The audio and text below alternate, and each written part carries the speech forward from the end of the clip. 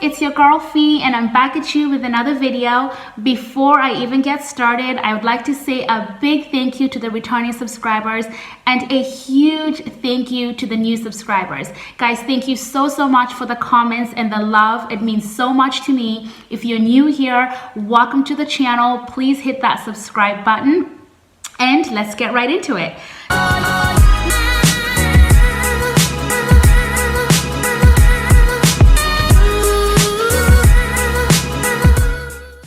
So today I want to talk about one of the most stressful things for us when we first moved to the Netherlands, and that was finding a place to stay. Boy, oh boy, is that such an adventure in itself. Now, it's important to note that I am by no means an expert. I'm just an expat who's trying to, did you guys get what I did there? I'm just an expat who's trying to share with you my personal experiences and on what it was like for us to find a home in the Netherlands. So I think something important that always gets overlooked is just going back to the drawing board, and when you land in the Netherlands, like, where are you gonna stay? Obviously, I mean, unless you're lucky, you would have already signed a lease from where you are, but in the most cases you haven't. So if you have friends or family in the Netherlands, then consider yourself very lucky. But if you don't, like us, then you need to find a place that you're temporarily gonna stay at before you find your permanent home. So is that gonna be a sublease? Will that be a hotel? Will that be an Airbnb? So ideally, what we would have preferred to do was stay in an Airbnb. And for the simple fact that we would have had a kitchen, so I would have been able to cook, a washer to do laundry, just have more of like a home feeling.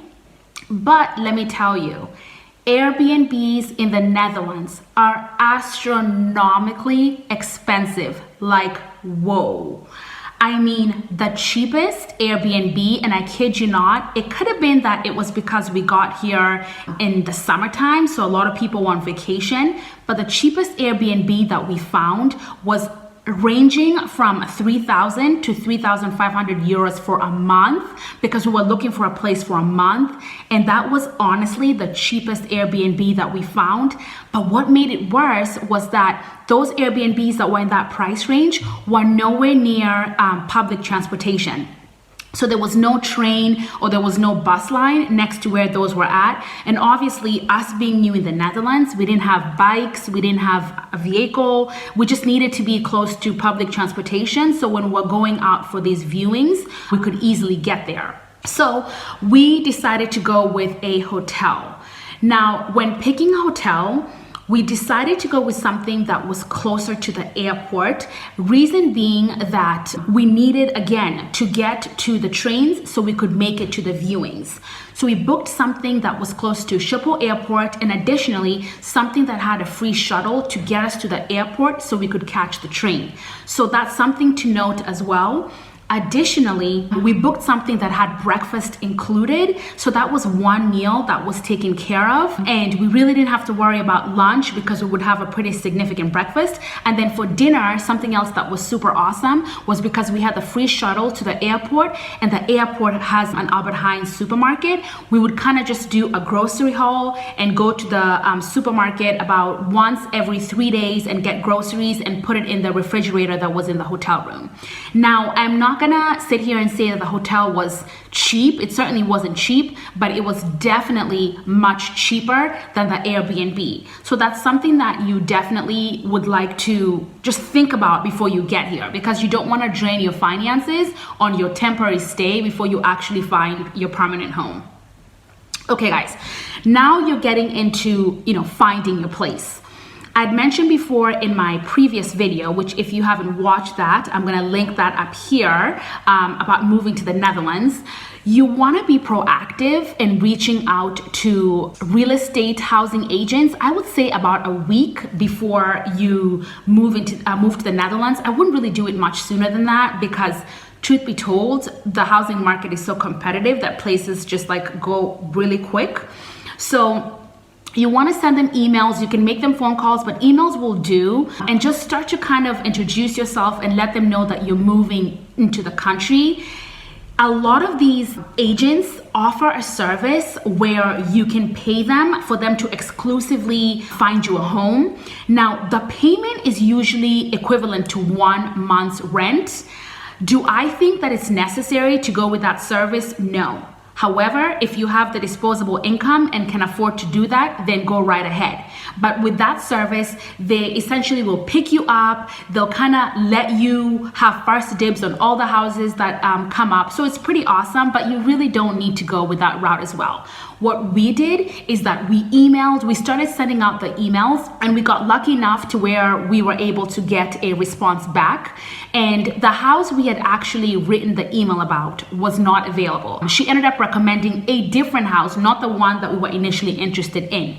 When we got to the Netherlands, we went and checked out that house, but we weren't really interested in that house. However, here is where it's important to just, network and build those connections, because we formed a really nice rapport with the agent. We became really friendly with her, and she went ahead and let us know about the place that we're currently living in that wasn't even listed, but that was going to be listed. That's something that she did not have to do, but she did. And that has to do with just building that rapport. Again, I'm always a firm believer that you catch more flies with honey than with vinegar. So we, became friendly with her, and she let us know that our house, which we're currently in, was available. Now, something else too that I want to build upon, with just forming these networks and, becoming friendly and putting yourself out there. When we're getting ready to move to the house, this is where it gets a little bit tricky. In order to set up utilities in your house or apartment in the Netherlands, you need to have a Dutch bank account. But here's the caveat. You can't have a Dutch bank account if you don't have a BSN number, which is their equivalent of a social security number. But you can't get your BSN number if you don't have an address. So it's really complicated in that sense. So we were kind of worried because we didn't have a Dutch bank account, and we were worried about how we were going to set up the utilities at the house. But get this. The real estate agent was so nice to where she had reached out to us about 2 or 3 days before we moved into the house and asked us if we had set up the utilities, which we hadn't. We didn't even know where to start. And she said, you know what, let me see what I can do for you guys. So she went ahead and set up all our utilities, our water, the electric, the internet. She set all that stuff up for us. And again, that's something she didn't have to do. But you just want to, form those connections, network, and it'll always, work out. Now, something else that's important too, guys, is when you're moving here, you want to figure out, where is your job going to be? If you're moving here for work, where is your job? Where is it located? Where is your school located at? Find the area. If it's in a city, then you can always Google and find the suburbs that are around that city. Just because your job or school is in Amsterdam, you don't have to live in Amsterdam. Just because your job or school is in Rotterdam, you don't have to live in Rotterdam. Because keep in mind, those areas are extremely expensive.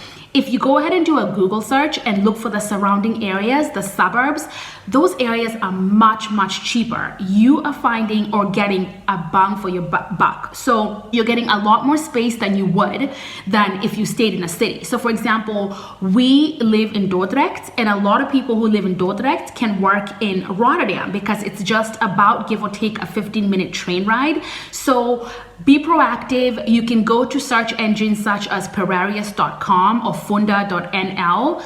We primarily use Perarius.com. I thought it was super user-friendly and everything was laid out properly, just to search for those specific areas that you may have found once you do your Google search, and find what public transport or what train or how long it's going to take you to get from the suburb area to the city. But that's something very important to keep in mind, is that when you're staying away from the cities, the public transportation is so efficient and effective to where you can get to those other areas, the city, without paying a lot of money if you choose to live there. All right, guys, so something important while you're looking for a place as well is getting all your documentation ready. So, for example, they're gonna have your listings when you go to perarius.com or Funda are gonna have all the documents that the landlord is going to require from you. My advice is get all those documents together. You don't want to be helter-skelter in the last minute trying to gather the documents and then have someone else get the place over you because you were kind of late turning in your documents. So examples of some of the documents that they require from you is a proof of employment letter from your employer. So get that ready.